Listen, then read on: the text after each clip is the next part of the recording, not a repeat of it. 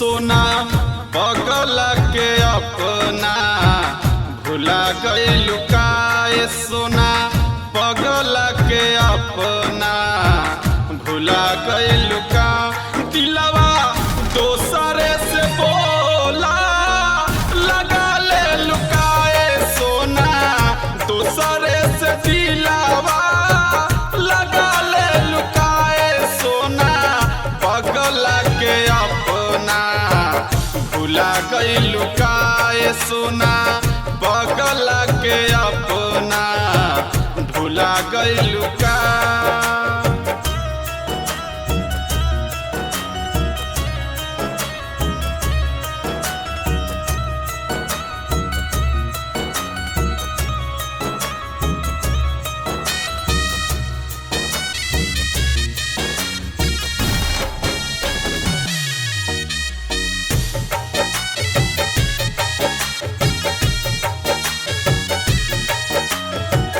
केकरा से कहब हम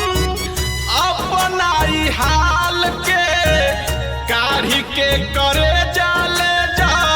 ओढ़निए में डाल के केकरा से कहब हम अपना ई हाल के काढ़ी के करे जाले जा ओढ़निए में डाल के नाम दिलवा से हमरा मिटा देलू का नाम दिलवा से हमरा मिटा देलू का दिलवा दोसरे से बोला लगा ले लुकाए सोना दोसरे से दिलवा लगा ले लुकाए सोना पगल के अपना भुला गइलू का ए सोना पगल के अपना भुला गइलू का।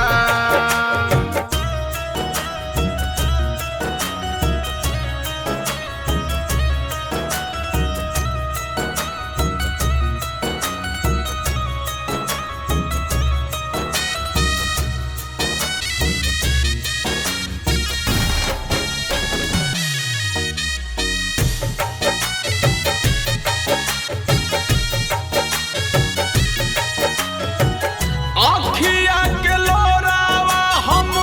कतना छुपाई तू ही बतावा हम कैसे भुलाई अखिया के लोरावा हम कैसे छुपाई तू ही बतावा हम कैसे भुलाई सोना पगल के अपना भुला गइलू का ए सोना पगल के अपना भुला गइलू का दिलवा दोसरा से बोला लगा ले लुकाए सोना दोसरा से दिलवा लगा ले लुकाए सोना पगल के अपना भुला गइलू का ए सोना पगल के अपना भुला गइलू का।